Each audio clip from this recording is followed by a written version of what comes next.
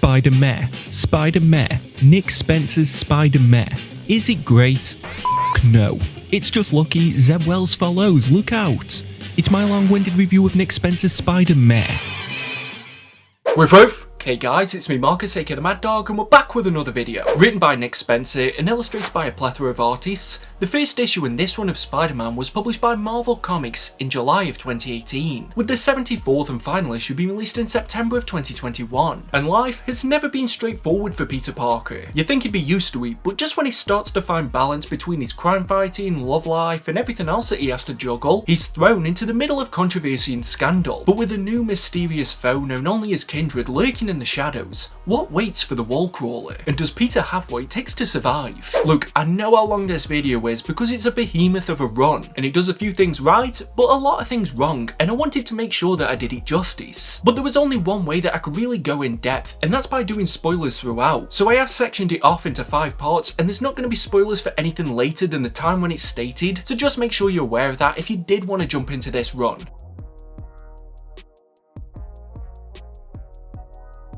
There's a weird phenomenon when it comes to Spider-Man runs that whatever is current will be decried as the worst ever for the character, at least until the next one comes along and everyone forgets about it. We saw it with John Byrne, then going into the second half of Straczynski's run, then it also happened with Slott, Spencer, who we're going to talk about here, and that brings us to the current run with Zeb Wells. I'll admit, from what I've heard, that series does sound god-awful, but I can still remember the general consensus when Nick was writing. All this is just build up for me to say that the current dynamic makes me realise that it's sometimes better to be bad and memorable than as mind-numbingly forgettable as Spencer's run. I can't even say that I went into this with many expectations, it was just that there was quite a lot of votes on this when I did a poll a few months ago. I wanted to have an open mind, and the first couple of issues didn't do much to make me sway in one direction or another. There were some promising elements in here, like Spidey appearing in the black suit again, Boomerang being Peter's roommate, and of course, the Ryan Ottley art. He is easily one of my top 10 favourites in the industry, and would probably be top 5 if he'd worked on more projects. This had that same energy as his time on Invincible, but with nearly all of the Marvel characters that you'd want to see him draw. Admittedly though, his MJ looked a lot like Atom Eve, and after looking at it for a while, I noticed how facial expressions seemed to be used in rotation, and features like teeth and eyes would become uncannily alike regardless of who they're on. But there's a reason you bring Ottley in on these big bombastic action books and not the drama titles, and it's because he's one of the best at big bombastic action. His angles, breadth of scenery, and ability to cram so much into a panel without it ever feeling overcrowded is second to none. And his Spider-Man's just really fun to look at. It's crisp and clean with a sort of Silver Age charm to it, but can bend and contort itself as well as when McFarlane took on the Wall Crawler. Seeing the Rogues Gallery and his style is something that teenage Marcus never thought would happen, and it's just a shame that he's unable to do this full run. Maybe I'd have enjoyed it more if he did. There are some other great artists who dip in throughout this run, and I'll give them the spotlight when it's right, but long story short, Ottley opening this book was a clear highlight of both the early arcs and Spencer's time on the book as a whole. But really, the key to what's wrong with this run is there from the very beginning. Spencer tries way too hard to facilitate one goal in particular that the writing never feels consistent. That one goal can change frequently as well, because these stories in the opening issues felt like they only existed to show off that Ottley was working at Marvel. That alien invasion that added nothing to the main story, but needed every Marvel hero, was clearly an afterthought so that we could see Ottley's version of the Avengers. A flash forward with symbiote Spider-Man, unnecessary, but meant that we got to see Ottley's rendition of the black costume. The Tri-Sentinel rampaging through New York, it's probably the closest we're gonna get to 2 Viltrumites fighting in the 616 universe. This wasn't a problem for me as I was reading it because I like Ottley, but it's an early sign of the key to my problem with this series, and something to bear in mind as we go through Spencer's run. And it's because of that this opening arc has to do a lot to get Peter in the exact position that Spencer needs him to be in to tell the story that he wants. And by that, I mean he basically reverses the vast majority of what Slott did. For some, I'm sure that's going to come as a relief, but it's so forced that they may as well have just done a hard reboot. Because in the very first issue, some brand new plagiarism tech is plucked out of thin air, and the first thing it wants to test as a demonstration is Peter's thesis that Octavius had wrote as him during Superior. It gets flagged for plagiarism, and everyone just immediately believes this new tech on its very first example. And I don't want to project too much, but this series came out after I'd already finished university, and whilst I was there was already this kind of technology in place. It was called Check It or something, and it would flag it before you even uploaded it to give you a chance to rectify it. So is this person committing plagiarism on a program that we already have? But now all of a sudden it's a revolutionary thing, and it doesn't need any kind of second second check, and it can just immediately derail Peter's life. He loses his job at the Bugle even though he's not a writer. Aunt May is disappointed and probably said, "Oh Peter." His doctorate is revoked, yet he's allowed to immediately go back and study again because they must have just thought that the embarrassment alone would prevent him from doing it a second time. Like if Spencer just desperately wanted Peter back in school, why not just reboot him to that era? This might seem like an odd sticking point to anyone who hasn't read this run before, but it's because when I look at the series as a whole, Spencer would just take the laziest option to position his characters wherever he needed them, and then didn't do much new when they were in that position. And the telltale sign was there from the first issue. To give it credit, there are some fun moments that I'm going to call trailer scenes that happen as a result of this forced status quo. The invasion that was actually Mysterio, the Tri-Sentinel rampage, and the Lizard being Peter's new teacher were just a few of them. So what we got here early on is a ton of promising dynamics that I had hoped would pay off, and this was definitely one of them. I much preferred tension over mystery, especially when it's a choice between this and whatever was happening with Kindred, so having this scenario where you knew that the Lizard would eventually turn really carried a lot of these early issues. But I do just want to take a moment to talk about the truly baffling layout of issue 1. So we get a full issue worth of content, there's even a concluding page, it looks like it ends on a cliffhanger, you then get the letters page, which to me normally signifies that the main story is over. There's then a separate story about Mysterio that isn't directly connected to what we just saw with Peter, but a little bit about the invasion that happened earlier, but it feels separate and it's introducing this Kindred guy. There's even a completely different artist working on it. You may be thinking to yourself, oh, this is just a little extra, but then if you go to the very two last pages, it picks up the Peter Parker story again. They're once again illustrated by Otley, and it's actually continuing the story. It's not a teaser or anything like that, and it feels a bit misplaced and that it should have been before the letters page because it's all just a bit bizarre. It feels like there's no flow to it, but I think this is something that people reading the omnibus won't experience, so I'm subjecting you to it here. And the first story arc should always set the tone for what the rest of the run will be. So the storyline with Peter and Spidey being split from one another was wacky and reminiscent of Silver Age stories, but it just carried on for so long that it lost its charm and made me realise why most Silver Age stories only lasted for one issue. Don't get me wrong, I like a Freaky Friday story, but has there ever been a single one where things aren't returned to normal? Wait, can we count the ending of season 3 of Heroes? The premise was fun for a little bit, especially with Spidey being reckless and the great power being split from the great responsibility, so there was a ton of good mayhem going on. And trust me, after doing this video, I've had enough of the bad mayhem. I just think adding in the whole "you'll both die if you don't come back together" was where I checked out. Like for me, it would have been a nicer, but yeah, admittedly more cliched way if Peter just wanted to fuse back together. But for an opening arc, it was clear that Spencer wanted to distinguish that Spider-Man and Peter Parker's lives are distinct. So I was somewhat hopeful for what was to come, especially with the looming threat that Kraven was going to appear. And you know what, it may not have had Otley on it, but the second arc kept it light and fun whilst also balancing the more humanized storyline with MJ. The lookups was an interesting concept, really shedding some light into an aspect of superheroes that often gets pushed into the shadows. Her and Peter have been through a lot, so the toll would get greater each time that something happens. There's also some great relationship building that Spencer did between Peter and Fred. Those early issues where Boomerang takes Peter to the bar with no name so he can win the Spider-Man trivia night was quite funny. And for as much as I complained about how forced the retcon of Peter's life was, I like him best when he's at this stage of life. Trying to get by, not exactly on his feet, struggling to balance all parts of his life, and if Spencer hadn't have done that, then we'd have missed out on some of those decent moments. The story with Black Cat was pretty fun too, and one of the best examples where it managed to impact both sides of Peter's life, because it highlighted those cracks in his relationship with MJ, but I think he could have gone further with that. Maybe that's a tricky thing about writing a Spider-Man run. What can you do now that hasn't already been done before, or without going in a completely new direction? So giving Peter a moment to have this intimate story with Black Cat, and no, it's not intimate in the way that you're thinking, but let's be honest, hoping. And ending it on quite a sweet note with him giving her that piece of comfort was a lot better than this just being a standard Peter works with Black Cat and MJ gets jealous storyline. In a way, these early issues were more about the impact that Spider-Man has and has had on the women in his life, without May even getting some attention with that. And credit where it's due, issue 10 had a great cover. In a way, that idea extends further with the storylines involving Jameson, and I'm pleased to say that this is one of the only aspects of Peter's history that Spencer didn't try to completely retcon. It was around this part where I noticed how compartmentalized the stories were becoming, but rarely did things start to merge and come together. The stuff with Jameson desperately trying to use his fragile friendship with Spider-Man to get the approval of the Kingpin was great,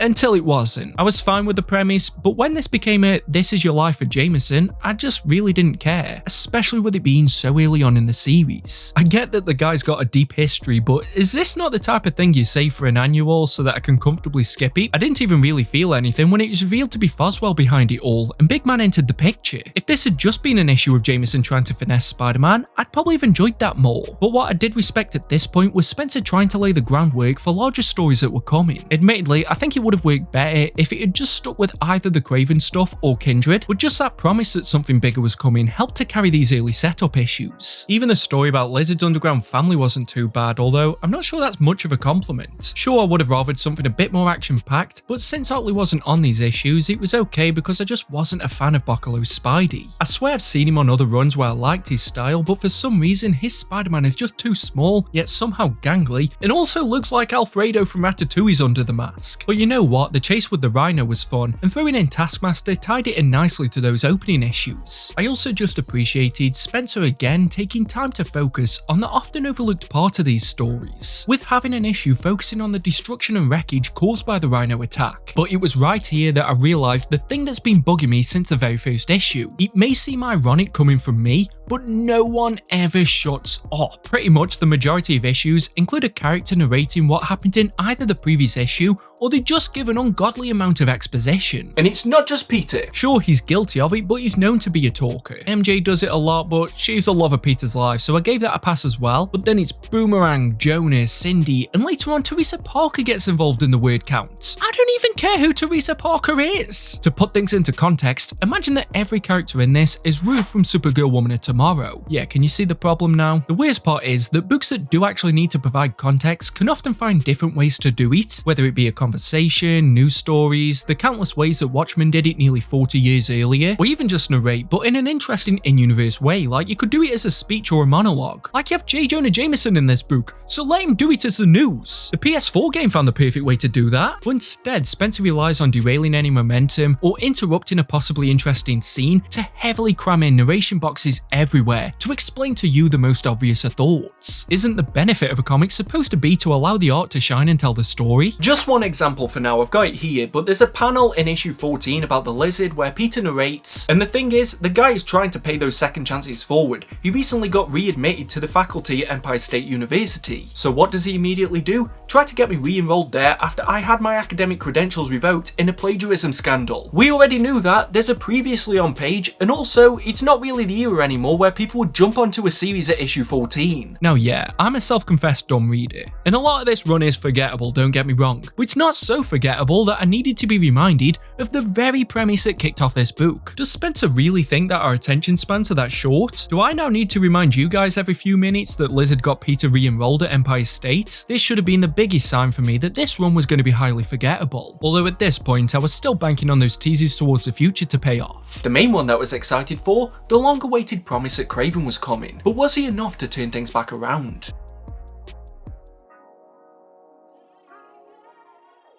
Going into it, I knew that Hunted was really going to be the make or break arc for me. Yeah, I was barely 20% in and I was already throwing down ultimatums. But this was the first big one. Spencer had been hinting at this from issue 1, so clearly there must have been a plan that he'd been working towards. So I went in knowing that this could very much sway my perception of the entire run. But first things first, because it's been bothering me for a few weeks now. Why did Otley's Kraven look like Craig from Invincible? And of course, the prelude issue needed an ungodly amount of exposition narration. But once it moved past that and we saw Kraven with his son, or clone I guess, and we got the scene in the Savage Lands in his arrival in New York to meet Arcade in the Savage 6, I can't lie, I was feeling the hype, and this was just the build up. Spencer found that right balance with Kraven, that he was just mental enough so that you can understand how unpredictable he is, but still believe he could be a mastermind. Sergei was a great addition too. I can't say I've seen him before, but having an even more deranged Hunter who's also younger and stronger added a good level of uncertainty into this. And the fight he had against Spider-Man in the first part of Hunted was one of the only one-on-ones I can really remember from this entire run. It also drew up some nice parallels with the Lizard and him trying to find his son whilst getting caught up in the hunting game. Seeing Kurt in the father role was an interesting evolution, and better than him just struggling again with the idea of being the Lizard, even if he did gatekeep responsibility behind the wall of having children. I guess I can add it to the list along with being tired, being poor and having a purpose in life. Although, how many times am I going to have to see someone kidnap Kurt Connor's family? I swear that's happened more times now than Uncle Ben's died in the movies. Black Cat was a great addition to this as well, building on what we'd seen of her earlier, and I like how she is handled over the course of this entire run when she does have those moments to appear. I believe this run was happening whilst Jed MacKay worked on his solo title, and it made me excited to jump into that, because even when she's just being held captive, her personality manages to shine through, and she can still toe that line between doing what's right, but not in the most moral way. There was also a .hu issue dedicated to it, and that Greg Land cover was definitely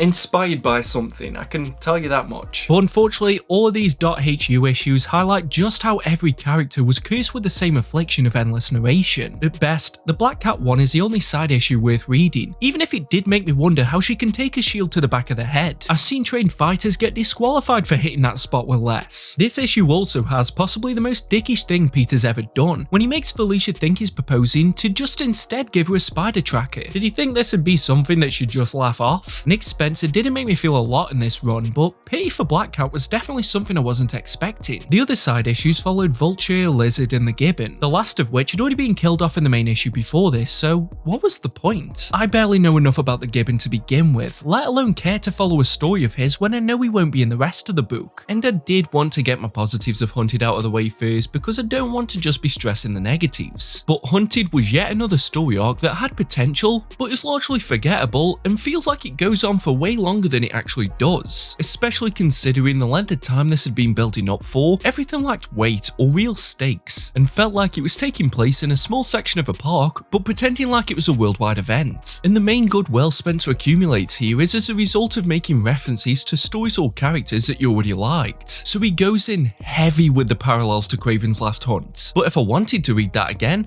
I would, instead of spending 80 issues on this. The last page of the epilogue is a thank you to DeMatteis and Zek, but wouldn't a better thank you be making anything other than a lesser version of their most revered story? I checked as well, and thankfully neither of these guys have passed away, nor was this storyline celebrating an anniversary, so I'm even more confused. Maybe Kraven's Last Hunt was Spencer's favourite Spidey storyline. I'm pretty guilty for not reading the letters pages, so maybe it was discussed there, but if I ever got to write Captain America, should I just do a poor imitation of the Winter Soldier story, but then thank Brubaker and Epton at the end? There are plenty of characters you'll recognise in this arc, but you won't get enough time with any of them for them to enhance this story. Even a part of this I really enjoyed, about the rich people paying Arcade to be a part of the hunt, but putting their own lives at risk by doing so, is a concept that's been done better in a dozen or so other stories. Sure, that may feel unfair when most runs have similarities to others, but Spencer's run never seems to try and do anything original, and it doesn't get better from here. However, I'd be lying if I said Hunted didn't end on a high note, even though Kraven came to a massive realization after just one fight and a conversation with Spider-Man. Yeah, I said it ended on a high note, but I didn't say it ended on a smart one. For me, the primary quality of a hunter should be being able to identify your enemy or prey, and the difference physically between Kraven and Peter Parker is about the same as me and the Hulk. How could Sergey not be able to tell the difference? I got a bit distracted there because this started out as a compliment, because before the big reveal, the fight between these two was quite fun, and I liked it. It was a decent climax, especially because of all the mess that was going on beyond this. It got rid of every other character that had been bogging this thing down and just focused on the main characters, except of course Spider-Man. But between Sergey not being able to tell the difference, the haphazard way of breaking the curse, and especially how everyone got out of the Hunterbot situation, everything was resolved a little too neatly. But it is a case of damned if it did, damned if it didn't, because I was ready for this arc to come to an end, especially with the tie-ins and everything, but to get to that end, I guess some things had to be rushed. Long story short, I'm gonna complain about something. But it ties back to what I said earlier about Spencer just taking the easiest route out of any problem, which can leave stories feeling like they were missing something. So for as much as I staked the reputation of this run on Hunted, by the end, I was still no closer to knowing if Spencer really had the potential to surprise me with this title. There were things to like, but almost as many problems that kept coming back. But my main gripe with Hunted, they killed off Mad Dog. I quite liked the epilogue, probably because of the Otley art, but seeing Sergey take up his father's mantle and become, well, Sergei, felt like it was gonna have greater ramifications for this run, but this is a seed that barely blossoms and waits until the very end to do that. And as you'll see, there are ample opportunities where Spencer could have brought this back, and it would have been more entertaining. I've mentioned him a few times already, but possibly the biggest problem in Spencer's time with Spider-Man had to of course have a forced appearance in an already overcrowded story, because it's Kindred. At university, we were taught to kill our darlings, which is the belief that the thing we focus on most and put the most energy and love into is often the thing that stops a project from being great. Kindred was definitely Spencer's darling, and he really should have killed him, because Nick has to keep reminding us, even in his first big story, that Kindred's still here, they're looming in the shadows the whole time, so make sure you don't forget about him. But we're already more than 20 issues in, and we've been given no real reason to care about any threat that this guy could pose. Why not just let Kraven have his moment to shine? There were a few times in this run where it felt like Spencer was forgetting to set up Kindred to be this big threat, so he just kept adding scenes in at the last minute. The worst example of that is during Hunted, where Peter keeps getting the vision of Kindred going after MJ, but due to the Kraven stuff, it can't be resolved until after. And the result of this is absolutely nothing, because if Kindred had actually done something, it wouldn't have made sense with the following issues that were more focused on MJ. So I get the feeling that Spencer added in this moment after he'd already planned those issues. But weird so, it just gives Kindred zero presence. What's his threat, that he can make visions and in the end just leave a millipede behind? Ooh, terrifying. I'm all for dropping hints and clues from the very beginning to prove it was the plan all along, unless it's like Donny Cates' Thor and it doesn't get a chance to pay off. But there isn't enough stimulation when it comes to Kindred for his clues to be scattered from the very beginning. What would have been the harm of hanging fire on his introduction and letting it build more intensely? I can't imagine it would have been more frustrating than what we got. Also, am I just dumb, or was the one-page story of Spider-Man making a pigeon explode with a pizza crust the most bizarre, terrifying, out-of-place story in a recent Marvel book? So with Spencer's obsession with retracing Kraven's last hunt done with, and Peter back in his regular suit, we get what is one of my biggest bugbears in modern comics: unnecessary double-sized issues. This one does at least try to make the main story have a bit more synergy, rather than it just feeling like a hodgepodge of random stories so that they could slap on a higher cover price, especially with how MJ's story was illustrated by Otley,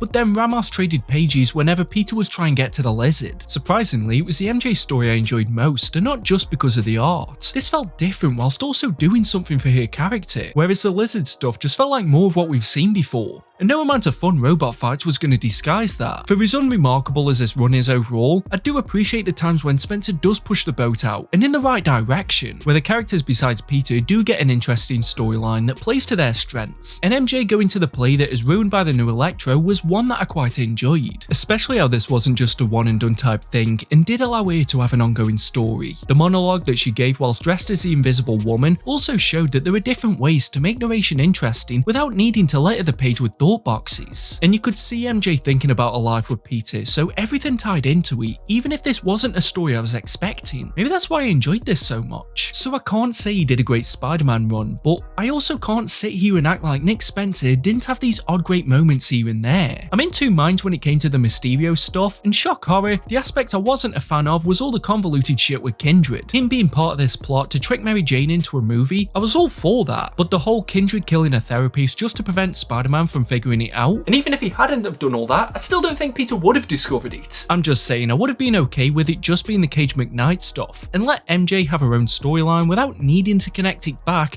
to this random new villain that I didn't care about anyway. I also just want to mention here that there was a 6-issue MJ spin-off that I didn't know about until scripting this review. So yeah, full disclosure, I didn't read that, but the exposition we get clues me in well enough, and even the omnibus didn't feel like including these, so they can't be that important. But if you are still interested in picking up this series, especially with the upcoming Volume 2, or you just want to get any other books, then I'd definitely recommend getting them for a little bit less with the discount codes that we've got with the channel sponsors. If you're in the EU, we've got Comics Bugle, and for everybody else, we've got Organic Price Books. They've got great packaging, fast shipping, and amazing customer services, and if you use code WOOFWOOF, you'll get $2 off your order. And if you're ordering 3 or more books and you want them to be delivered together, make sure you use code WOOFWOOF, ship it together for 5% off your entire order. Don't worry, you can just copy and paste them from the description description down below and you can use these codes as many times as you like. And if all of that sounded great but you are in Europe and you wanted free shipping and free gifts with every order, then I'd definitely recommend checking out Comics Bugle. They've been a massive support to this channel over the last year, and they can be to you as well, because if you use code WOOFWOOF, you can get 3% off all items that aren't already in a sale. So get your orders in. Speaking of random new villains I didn't care about, I was not a fan of the Sinister Syndicate, and not just because it's difficult to say with my lisp. Now don't get me wrong, I really thought this was going to be the start of Spencer really coming into his element. I loved his Superior Foes run, and it looked like this, along with the tying back in with Boomerang's storyline, would almost be like a continuation of that title. Or was I supposed to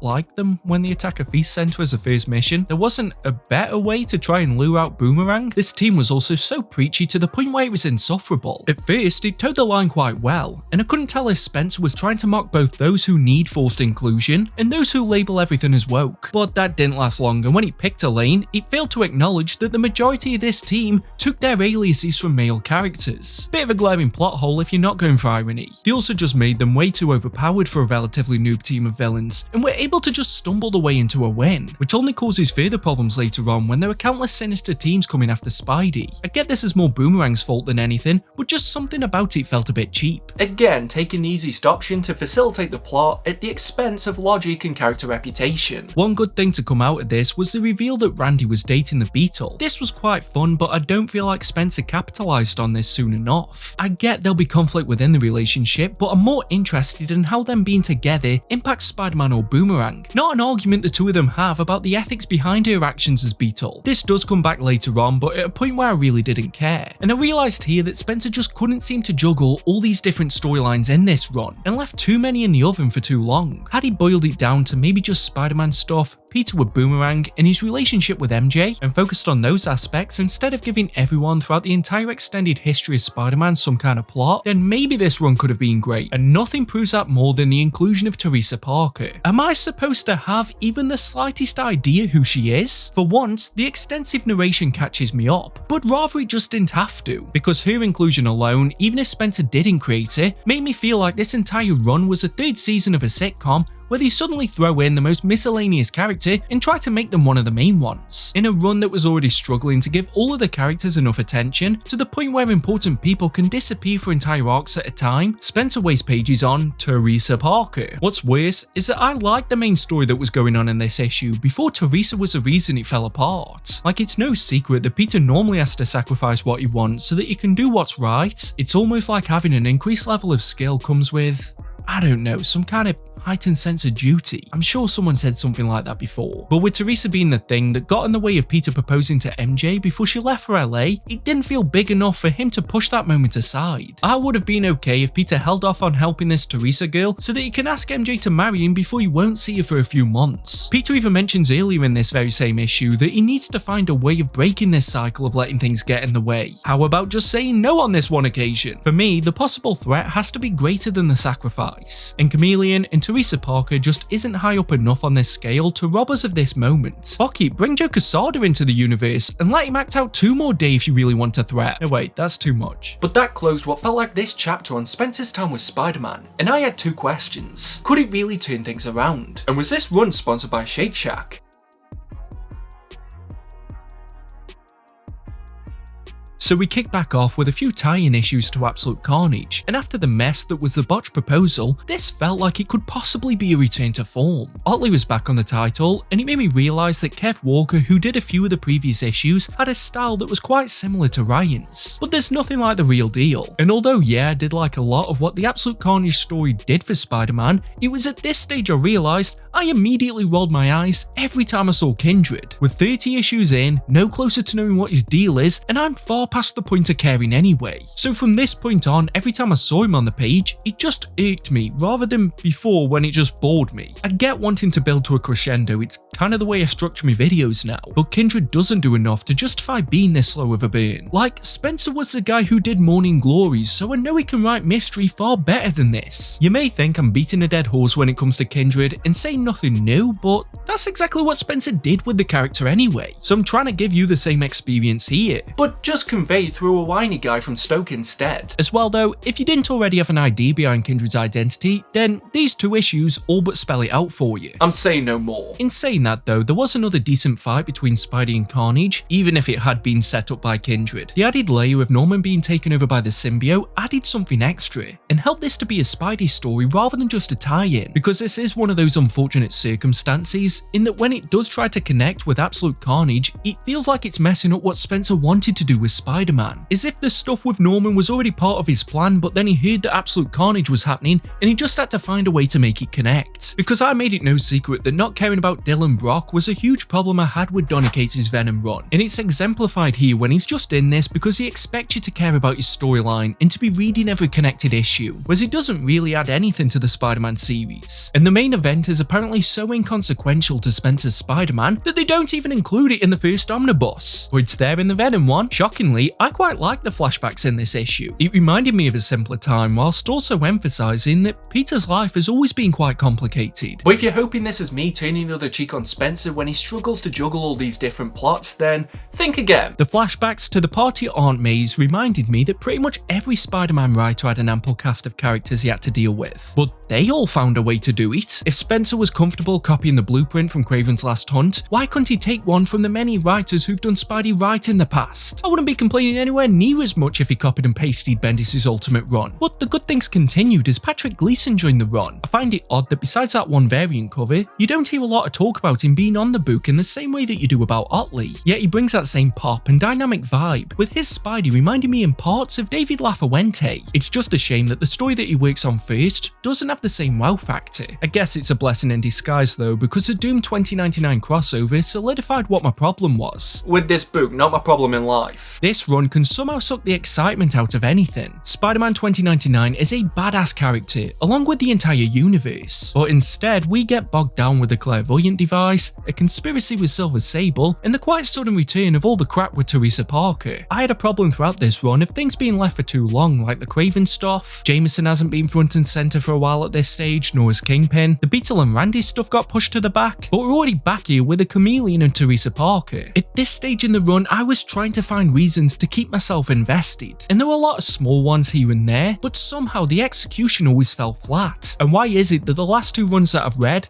both have a lackluster Doctor Doom story in them? I probably could have got behind this if it had focused on Miguel and Peter, because I like seeing those two characters together, and I was tempted to do you guys a favour and skip to the next story arc in my script so that I don't moan at you guys for too long, but I couldn't leave the 2099 storyline without mentioning the appalling fake out. So there we have it, Doom standing over Peter, burning his body to a crisp. But nope, he just went inside the clairvoyant, and this was a possible outcome. These two making love to one another would have been a possibility. Why not show us that instead of something that was believable? Now, it might be hypocritical of me saying this, since I'm the type of guy who save game every 30 seconds when playing Hitman, but does this not completely remove all possible suspense or tension? Spencer tries to write around it, and I like how it's later used when Jamie rigged the gambling ring, so I'm not saying it's a complete get out of jail free card, but there's now a device in play that Peter can enter and foresee any possible outcome. I don't know, it just feels like cheating, and also the cheapest way of writing yourself out of quite a tense cliffhanger. But let's try and stick with the good stuff, because Spencer took us back to Jameson, and it's another example similar to the stuff with MJ, and was just a really fun evolution for his character. I have to give credit where it's due, because seeing him try to navigate the new media world and battle his inner urge to still call Spider-Man a menace was one of my favourite parts of this run. Just having the two of them spend the majority of an issue across the table from one another, touching on their perspectives from over the years, had me reconsidering some of their interactions. Don't get me wrong, I'm not fully on Jameson's side, but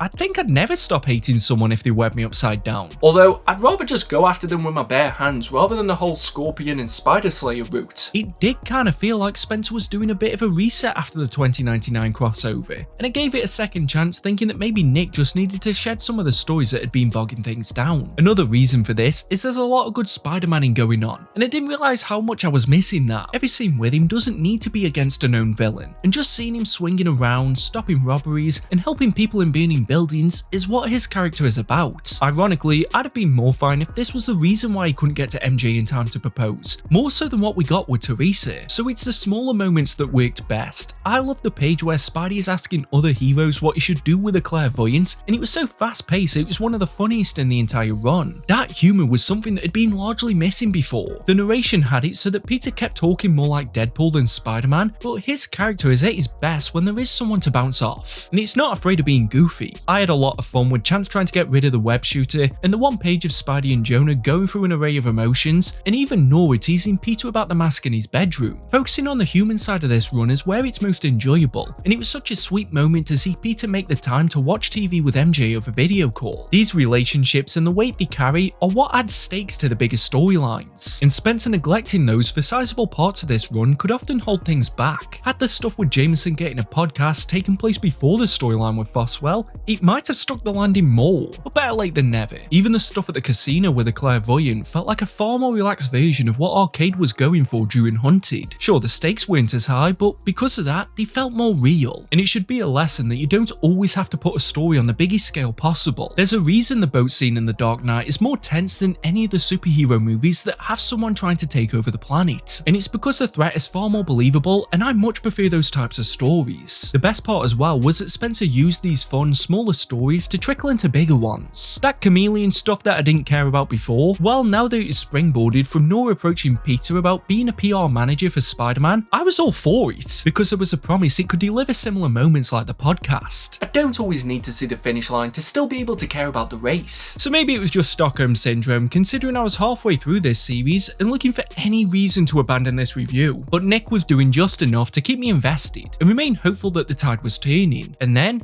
he gave us the GOG arc. Whether it's a sign that things were changing or that a broken clock will still be right twice, this story arc hit the spot for me. At the core of every memorable Spider-Man run is heart, and somehow with this weird creature that debuted in the 70s and had barely appeared since, Spencer managed to bring all of the heart with this. From the very beginning with Boomerang and Spidey fighting alongside each other, and slowly continuing Fred's redemption arc, to the connection with Kingpin who had been, ironically, largely missing since the early stuff with Jameson, all of that was great, and I wasn't constantly checking how many pages were left in the issue. I liked them forming a deal together and seeing that comedic uneasy alliance, and Peter finally having someone who annoys him as much as he annoys everyone else. Of course, the Otley art helped, especially since I didn't realise that he only had a few issues left. Then when Gog tore through a wall, a character that I did not recognise at all, I thought this was just going to fall into the same rhythm it had with the Tri-Sentinel during the opening, but Spencer completely shifted gears, and I'm so grateful for it. With barely a coherent sentence and next to no dialogue, Spencer damn near had me in tears as we followed his journey from a planet that would just torment my lisp if I tried to pronounce it. By God, this was the equivalent to the second annual in Tom King's Batman, and I was not prepared for it in the slightest. The story of him being an alien pet, separated from his owner by war, taken in by a cold, heartless Kraven, but somehow managing to find his way home, only to have the owner who spent all of his life searching for him to be killed right in front of his eyes, a soldier at the very war that tore them apart in the first place. And then this one damn single page.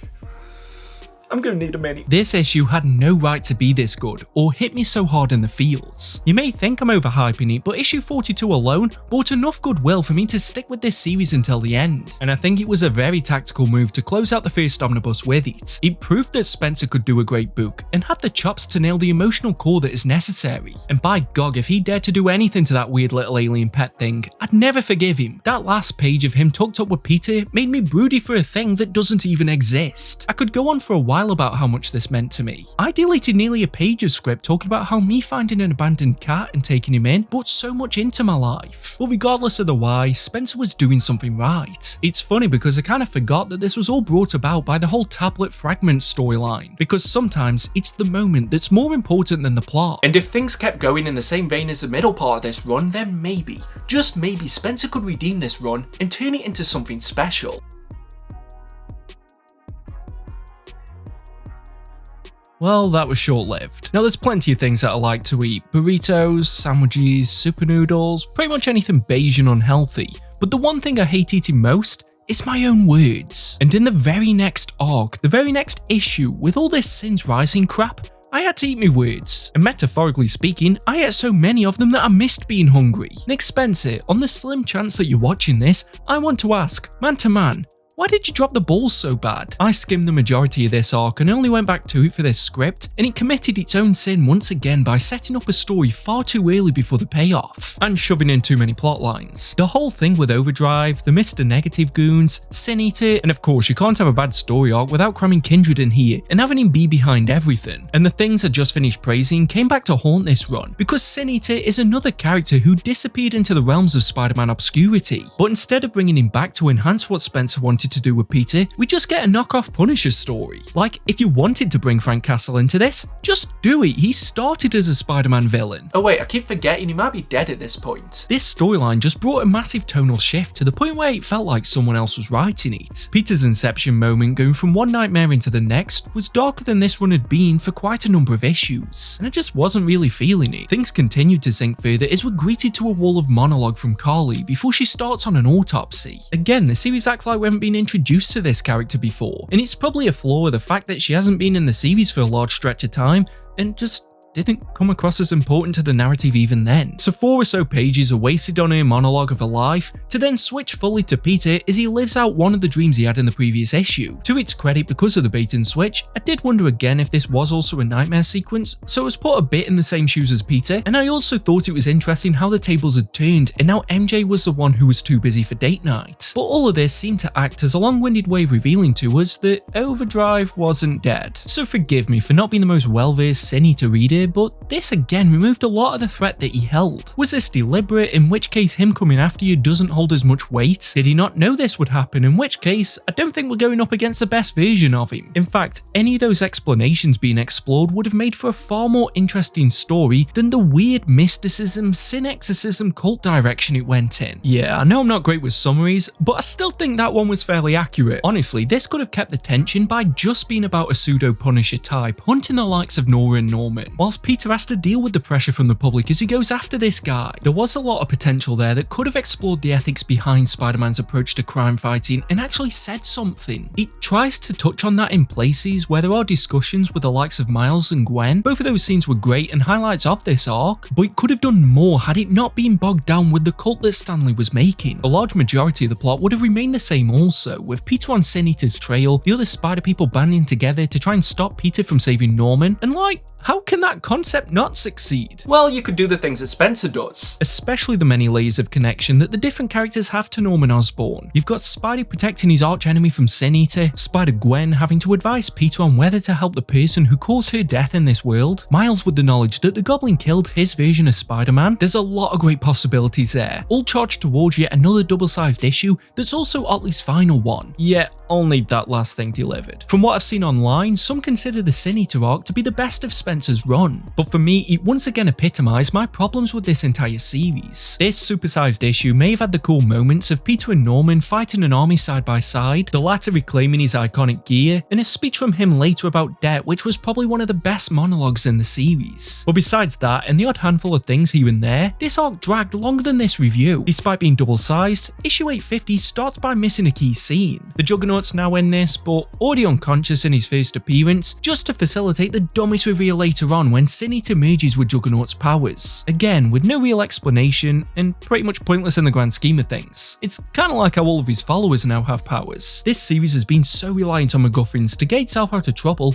they could have easily done that here. It's like the earlier moments where I said that Spencer took the easiest option was actually him making an effort, because it's way easier to just gloss over a reason altogether. As well, like what I said with the Punisher, if Spencer wanted to do a story with a character like Juggernaut, just use Juggernaut. Wake him back up, you left him right there on the floor at the beginning of the issue. You can pay homage to the Roger Stern story at the same time and make it far more exciting than just changing whoever this Sin Eater guy is into the Juggernaut. The build up in the previous issue with the Spider People Peter Parker takedown crew, which is a far better name than the Order of the Web, were easily dissuaded by one vision and immediately were all on the same page the second that they were face to face again. All of this builds up to a moment where Peter basically causes everything that he's been fighting for in the last 2 issues to all be for nothing, as he's riled up to the point where he just yeets Norman out of the ship that they're on, which leads to him having his sins cleansed by Sin Eater, the very person Peter was trying to get him away from in the first place. So if I have to theorize why the Sins Rising arc somehow felt rushed and dragged out at the same time, both full of promise and nonsensical in its execution, the only reason I think it can be all of those conflicting things is because everything was being lined up to give us a reveal of Kindred's identity. Note the wording there. Now, in a world where very few things are guaranteed, I still feel that Harry Osborn being a mysterious new villain definitely has to be one of them. Yep, the only reason behind Sin Eater going after Norman and cleansing him of his sins is because Norman knows that Kindred put him up to it, and Kindred is his son. This character reveal isn't the only one of this run, but by far it's the most underwhelming. There was no shock on my part, especially after the Absolute Carnage issues where he pretty much confirmed that it was going to be Harry, and then we had Norman being targeted again, but at the same time Spencer didn't do anywhere near enough build up for this reveal for it to mean anything within the story. So what, just because we had a few flashbacks to a party that they threw for Harry, was that supposed to be enough setup for this to pack an emotional punch? It's solely banking on the reader already having some kind of care for Harry Osborn outside of this run, but he's being dead and villainized that often that I just didn't. I'll speak more on that in the final part, but things didn't get better with Last Remains. There are also additional issues so that we can follow the order of the web, and to give it credit, these weren't a bad read or felt like a waste of time, which made them an improvement over the additional issues for Hunted, but why not just put them in the main line since it was so connected? Because I can't lie, keeping it separate killed the flow quite a bit. We sort of got the Spideyverse The Order of the Web showdown that I wanted earlier, but now with bullshit mysticism, is the Order all infected and contorted by the sins that have been exercised by Sin Eater? I just realised now it sounds like I'm saying Sin Eater like that woman who went out with Simon Cowell, and because the explanation of how this happens is hidden behind the bland wall of Kindred, it just makes me wonder why this wasn't done sooner. With any comics, there's an element of suspension of disbelief, but the whole thing with the Sin Eater and Kindred felt like two polar opposites that just didn't fit together. I know Kindred was the one who resurrected him and he has a literal sin cleansing gun, but the Sins Rising storyline felt like it was going for a more grounded tone. But Kindred can't even feel grounded when he's constantly in a graveyard. Speaking of which, his big moment during this arc, besides his two reveals, is the dinner table that he arranges, which just felt like a far less tense version of what the Joker did during Death of the Family. And Spencer even had the nerve to copy this scene twice. It might not feel it, but I have tried to make an effort to highlight the moments that I do like, but I think a lot of the problems that I have with Spencer is that he's more concerned that the reader knows he has a deep understanding of the Spider-Man lore, rather than prioritising a story that crafts something fresh or entertaining within that universe. It worked for me when it came to GOG, but the Sin Eater stuff showed that lightning couldn't strike twice. Logic becomes fast and loose just to make sure that you can center a plot around one character, because the longer I think on it, even forgetting Peter throwing Norman out of the plane, I can't see a world where Peter is so determined to protect Norman from someone who aims to cleanse him of his sins to the point where he'd go against some of his closest friends and allies. But in typical fashion, every time I'm disappointed, Spencer does just enough, gives me a small glimmer of hope that it could somehow redeem itself, and maybe,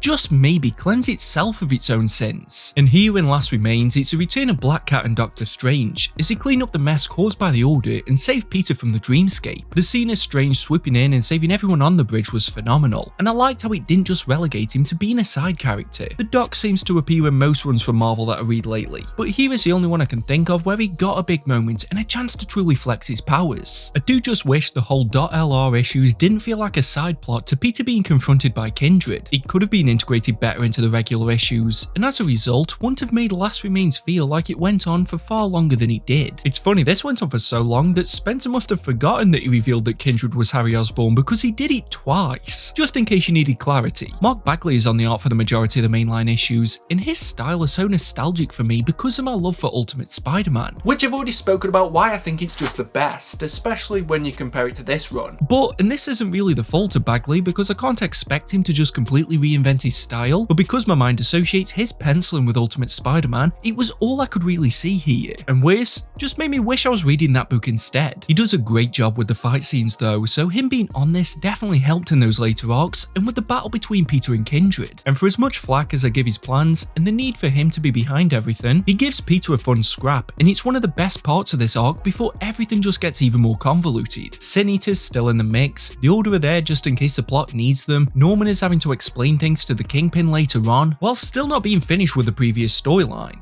Oh, and MJ's back, and working alongside Norman. Which honestly gives us one of the goofiest looking panels that I've ever seen in issue 56 when the Goblin has to run to save MJ. There's something about it that doesn't look right. But that's another thing. Issue 56 opens on a scene where there's no clear signposting of when it's set, so I assume it's happening at the same time as when issue 55 ended. But then a few pages in, Norman's back at Ravencroft with the context that this is happening now. So when is all the Kindred stuff supposed to be taking place? And what was the scene that opened this issue? You see, because it was so hard to really get invested in the Kindred plotline, I'm just left instead to ponder the concept of time, and that lack of care meant that a lot of the complexities and probably explanations glossed over me. I did find it ironic though that in a run that's littered with countless narrations and monologues, MJ's plan for Peter to get the upper hand over Kindred is to monologue. At least he's working to his strengths. So yeah, I mentioned there about Kingpin coming back, and I haven't touched on every villain shown in this run, but Spencer's portrayal of Fisk aggravated me more than any other. Why was he so one-dimensional? I might guess it's to harken back to when he debuted as a Spider-Man villain, but the Kingpin's gone on such a fascinating journey since those days that he's become one of the most intriguing and complex characters that Marvel has to offer. He's not just evil crime boss who's now mayor. There are layers to him, some of which were explored in Zdarsky's run on Daredevil that was coming out somewhere around this time, but you wouldn't be able to tell from this. Instead, all we get is a Mayor Fisk who's a bit dodgy and pretty much on the same level as Mayor Quimby.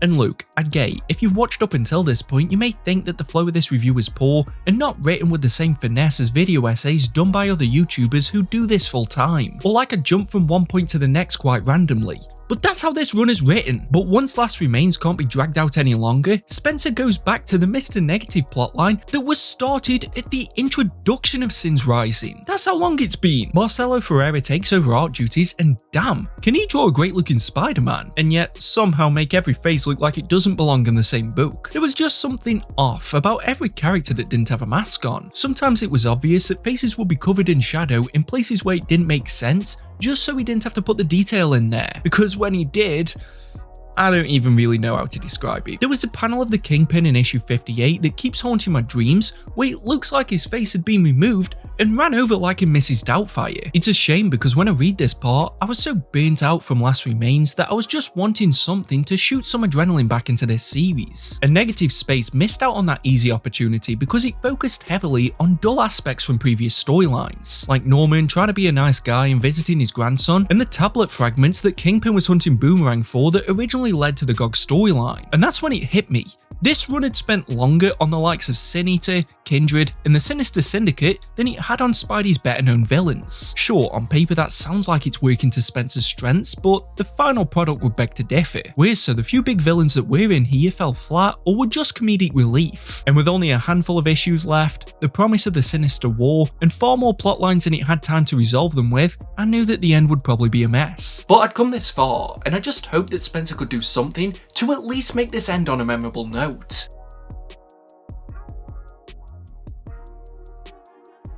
As we round this final corner, if I was asked what's missing from this run that could turn things around, I'd probably answer a better synergy between the main plot lines, a clear focus, a more engaging central villain, or even just the sense that Spencer had an idea how his stories were going to contribute to the rich history of Peter Parker. By far, a new Spider-Man suit would be close to the bottom of that list. So have a guess what Spencer gives us in issue 61. I remember when this news first broke, and I found the outrage hilarious because we all knew it would be a temporary thing. But now that the shock of the reveal is gone and the dust has settled, all we're left with is an ugly ass costume. This looks like if the worst weird art was a Spider-Man suit. The colours don't go well together, it's too removed from the classic suit but lacking that wow factor to make it stand apart, and I just couldn't see anything other than those older model units that they had in iRobot. Yeah, there probably was someone higher up in editorial that told Spencer to include a new suit, but this, probably more so than Kindred, was his chance to leave a stamp on the character, hopefully get something that will be a DLC in every Spider-Man game from now until the rest of time. But this just wasn't the one, and I wish Spencer would have found a way to overrule it, because if we're being honest, it probably wasn't him that did the design. And yeah, this is me being a hypocrite because it was probably Gleason who did it, and I was still happy to see him back on the art. In saying all that, the way the suit introduction was laced into the plot felt quite organic, and I enjoyed how Nora approached it as an opportunity for threats and menaces to springboard off Spider-Man's platform, and the technology incorporated within it feels like what an influencer with superpowers would wear. And I was was a big fan of how the media side of it was a massive hindrance to Peter's crime fighting. It could have been interesting had this been a factor early on, and probably could have added some spice to those duller storylines because, again, this is just something that feels unfinished. And now that we're in this final part, I realised I probably should have cut Tom King some slack, because for as much as I criticised his long-form planning in Batman,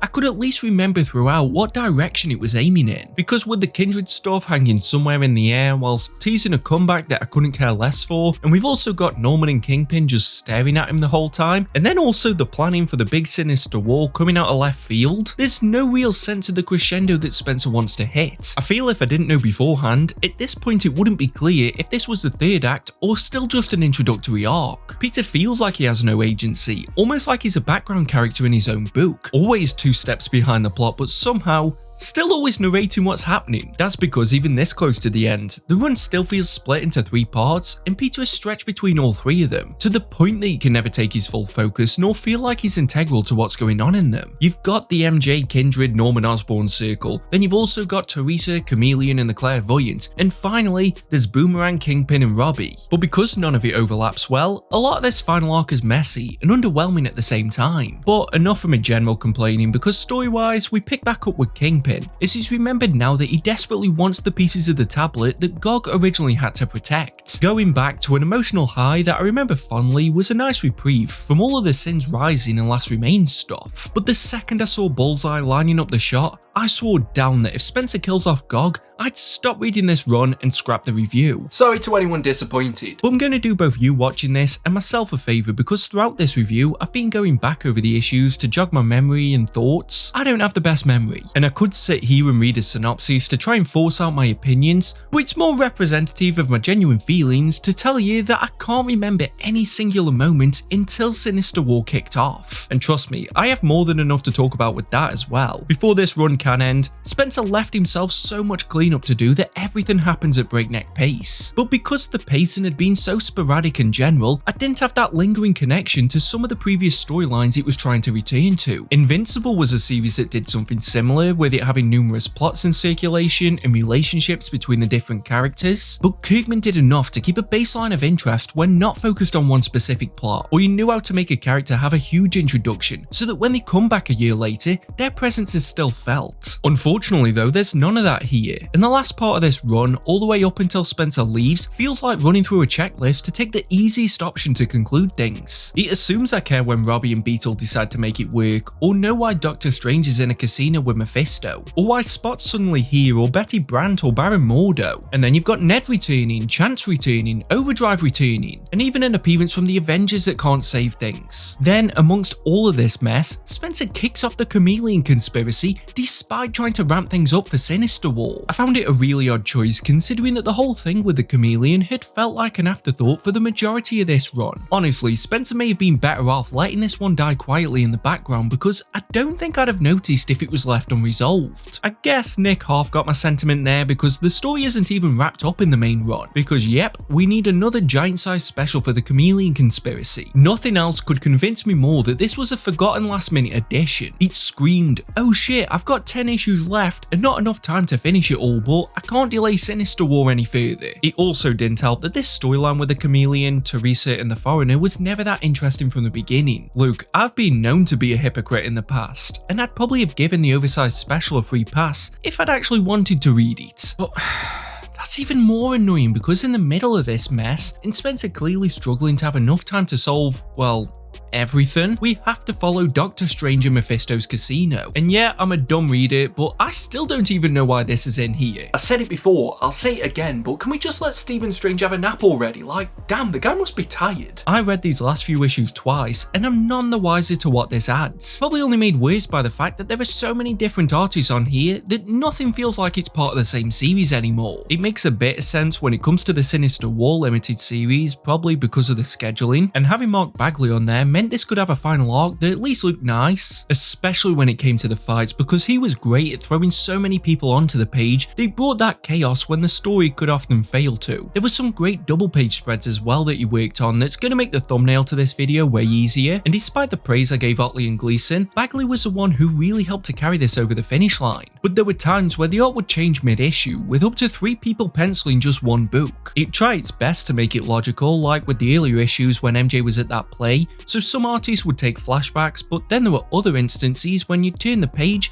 and it would look like a different book altogether. To give the build-up credit, even though I think it started way too early, the few pages that were dedicated to the setup were fun to see, with the original Sinister Six members getting back together, and also because he brought Doc Ock back, even if I don't fully get how. But Sinister War itself is in this weird dichotomy that it needed more time and issues to tackle all of the plot points and characters that it was including, but also just wasn't as enjoyable as the concept would promise, so I just didn't want it to be any longer. Ironically, one of the best things about Sinister War is the Wikipedia page, where the very introduction states it received mixed reviews because of inconsistent art, sluggish pacing, and Kindred. Not Kindred's plan, characterization, or conclusion, just Kindred. Their mere existence is considered to be one of the biggest problems with Sinister War, and you know what, I'd agree. Now, with something of this scale, there are of course going to be good parts, but they were some of the smaller moments that were scattered throughout. And unfortunately, Sinister War had so many huge problems that haunted nearly every issue. The main one, every issue felt the same. The multiple Sinister teams, which, if you're asking me, they actually should be called the 6 teams because they've all got 6 members in common rather than having Sinister in the names, all had very similar motivations and would make a direct attack on Spider-Man, and when it failed, the next team would swoop in and it would always have a scene with Peter saying that he had nothing left in him. It ties back into that problem I spoke about earlier because Sinister War reads like a university essay, where Spencer was trying so hard to prove that he knew everything about Spider-Man's history rather than crafting a satisfying conclusion. In concept, this whole thing reminded me of Star Wars War of the Bounty Hunters, and it's ironic that they share a lot of the same problems. The war doesn't feel like much of a war, and the intricacies going on between the different teams isn't fleshed out enough to want one team to succeed over another, and villains that had been integral to previous stories such as Lizard and New Craven don't hold much weight in comparison to ones that had already overstayed their welcome. So that promise of Craven returning that we got at the end of Hunted was so that he could just hang out with Doc Ock and the other OGs. Had he not been in here, I don't think I would have noticed and the story wouldn't have been any different. But then to find out that those villains who've stood the test of time are pushed into the background so that Sin Eater can once again get shoved into this plot, it's just insult to injury. Why did Nick Spencer try so hard to make Sin Eater a thing? He was dead, buried, and I can near guarantee that no one reading this run was like, Sinister War just won't feel complete without Sin Eater. There was already far too much going on in here, and that's before Stan reared his decaying head before the final act. However, like I said, it wasn't all bad, and to try and keep this fair, I have to say I was quite a fan of Mysterio in this. And because of his whole storyline with MJ, I was never sure where exactly he stood. I thought he was going to be the surprise hero of it all, but the ordering of the scenes was just so odd. So you've got MJ revealing that she knew about Quentin's plot, but that she feels that he's changed, and it looks like he's willing to stand against his former team to protect her, to then just go back on it all and link up with the Sinister Six anyway. What an absolute waste of a storyline, and it could have done something similar to what the Insomniac games did. On the other hand, something that felt like it deserved to have the same amount of time as Mysterio, but actually delivered on the moment, was Boomerang. If nothing else, I'm glad Spencer took Fred's story over the finish line. I just think it was very rushed and would have benefited from the same time that was dedicated to Sin Eater. I already thought Fred had looked out enough for Peter by rigging the Boomerang, but to sacrifice himself felt like it was the end of an arc that Spencer had been working towards since the early issues. I didn't like how it was Morlun who killed him, nor how quickly it was all over. If it had been Kingpin, I think that could have worked better since Morlun was so uninvolved in pretty much all of this run that it's more about the sacrifice than it is about who did it. Whereas his death could have also been the capstone to the story that he'd been involved in. And for as great and meaningful as this moment was to Peter, it was stolen from him and never given back. Because the sinister team that Boomerang had been a part of, and don't get annoyed at me for forgetting the name because Peter did as well, but the death of their teammate inspired them to fight against all of the other foes, which doesn't seem that different from what the plan was for the majority of this event. It's just now they're remembered down and not focused on Spider-Man. So instead of Fred's death getting some grand reaction from Peter, or really much of a scene of him dealing with the loss besides the initial reaction, or even a funeral, it's just used to springboard a conclusion to this event which doesn't feel earned or even different from what was already happening. In another shot of convenience, the way to neatly wrap up pretty much every Spider-Man villain being in a deathmatch with one another is to just piss off Doc Ock. Don't get me wrong, I know Otto was powerful and ridiculously intelligent, being just shy of people who enjoy Rebel Moon, but he knew he could override the centipede sent out by Kindred because he happened to rip the tracker out of Sin Eater's head, even though from the art it wasn't visible. Was Otto just cracking the skulls and having a search inside of everyone who died on the battlefield? Is that why Fred didn't get a funeral? Because it would have been too gruesome. Sure, it's quite funny how Otto being recruited by Kindred led to the downfall of their master plan, but for the climax to the conclusion of Nick Spencer's 80 or so issues on Marvel's biggest character, it's a real lead balloon. Against an army that was just beating Peter to a pulp every issue, I expected maybe the Order of the Web to swoop in and save the day, or Doctor Strange to dick over Mephisto and go and help his friend, or even have the Avengers come in for a giant last stand. Because having one man be able to take everyone down through a chip that Peter probably could have found as well, just makes a title character seem way too lucky, yet quite underpowered. Although I guess I have to be grateful that Spencer let it be Ock rather than Sin Eater or Kindred. As well, why did we need a random one-page flashback in the middle of a huge fight between Peter and the Sinister Six, just so that we could see Norman at a banquet years before? I get it was Mephisto devising his plan years in advance, but he already didn't fully care that he's suddenly the big bad in the whole story to begin with, let alone that he was leaving breadcrumbs so that Norman could find some will of Mendel Stromm. And if you're wondering what I'm on about, then you're in good company, because the mainline issues of Amazing Spider-Man picked up the pieces of the behind the scenes of Kindred, because trust me, that plotline got even more convoluted, but in an even duller way. In the same way that I've said most modern Marvel titles seem to feel the need to be a metaphysical deconstruction of the title character, Spencer bucks this trend by giving us a metaphysical deconstruction of Harry Osborn. I'm gonna butcher this explanation, but the original reveal of Kindred was just to mess with Peter, because now we're told it was Sarah Stacy who was under the guise the entire time. Yep, the daughter of Norman and Gwen from the Straczynski era that, if I remember, were retconned at some point to never be real to begin with, even though Norman believed that they were, and even that's ignoring that absolutely no one besides Spencer ever wanted to see her in a Spider-Man book again. She's the one who's been mildly inconveniencing Peter's life when the book bothers to remember that they exist, and more so, Mephisto was the one who brought her back, specifically with the purpose of tormenting Peter. So the two most controversial storylines in modern Spider-Man history are both being dug up for the concluding arc, which feels somewhat poetic considering how this series often gets in its own way. One more day, nor since past, were the arcs that the fandom were begging for a sequel to. We'd accepted that they weren't great storylines and were happy to just keep them buried. There's no need to attempt to clean it up, so I just don't see what the motivation was behind this move, especially considering that Kindred is a villain that this run would mostly be remembered for. For me, the hallmark of a good run is one that can roll with the punches of a messy continuity,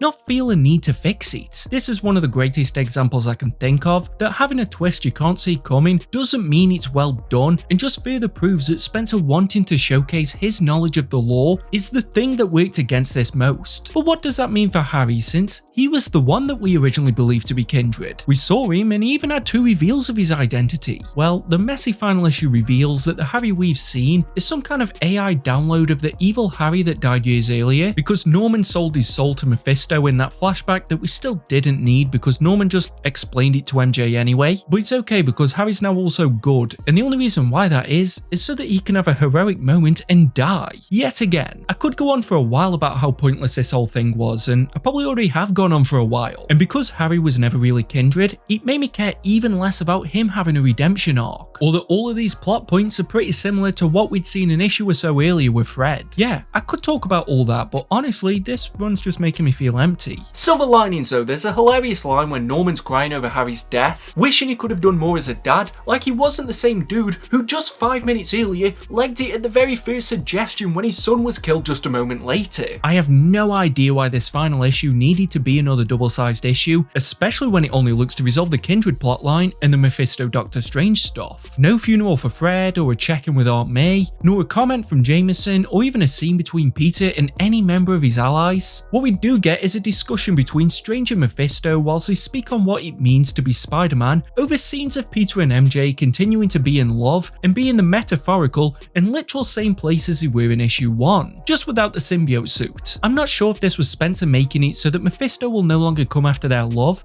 and conclude what was started in one more day, but either way, it just doesn't feel like much of an ending, which is kind of fitting I guess, because when I look at the run as a whole, it just isn't much of anything. It's a keep busy run that tries to convince you that it will leave a legacy. There's a clear understanding of the lore and continuity that's come before it, but an apparent reluctance to enact any kind of meaningful change. There's not even a Hydra Cap moment that you can hate so much that it defines the run. Although I can't say that Spencer's time on this book was all bad, there were clear moments and even story arcs that I had a lot of fun with, but if you were to ask me about this run a year from now, I doubt there'd be much I'd be able to talk on. Maybe I can just send you this video instead. This is my final verdict. And is it better to be bad and remembered or bland and forgettable? It's an interesting question, especially because I doubt there's many creators that set out to do either. Yet unfortunately, not everything can be great. And that's one thing that I'm certain of when it comes to Nick Spencer's Spider-Man. For over 80 issues, this does have all the hallmarks of legendary titles. A few events, a robust cast of characters, a dozen or so plot threads, superstar illustrators, and one lead writer that gets the opportunity to map out their vision. Yet something about this iteration of Spider-Man falls flat when it should be soaring. But in a way, delving into why this felt so flaccid made it a deeper discussion than if it was straight up bad. Spencer helped me to understand why some of Spider-Man's greatest villains have stood the test of time by giving us one of the dullest with Kindred. It emphasised why legendary stories like Kraven's Last Hunt worked by giving us a lesser version with Hunted, and proved that controversial plots like Sin's Past and One More Day should stay buried by dragging them back up. It's clear that Spencer has a passion for the history of Spider-Man, which is ironic because it's difficult to say how much of an impact this will have on it, or if it will mostly be forgotten altogether. As great as the stuff with Boomerang, Jameson, MJ, Mysterio and Gog is, they feel like anomalies rather than hints that this could have been on the right track. And honestly, for as bad as some Peter Parker tales are, there's a feeling that the writer had a reason behind the controversial decisions made. Whereas Spencer seems too comfortable trying to reinvent the wheel, but completely forgot the car that it was meant to go on. I've spoken for way longer than I'd planned to, but if I had to sum up Nick Spencer's Spider-Man in one sentence, it's not the best, it's not the worst, but the promise that is here doesn't really have much payoff, and honestly, there's probably better ways that you could spend your time. But whether you loved it or hated it, that's the review, and if you've stuck around for this long then thank you, but there's one last thing I've got to do.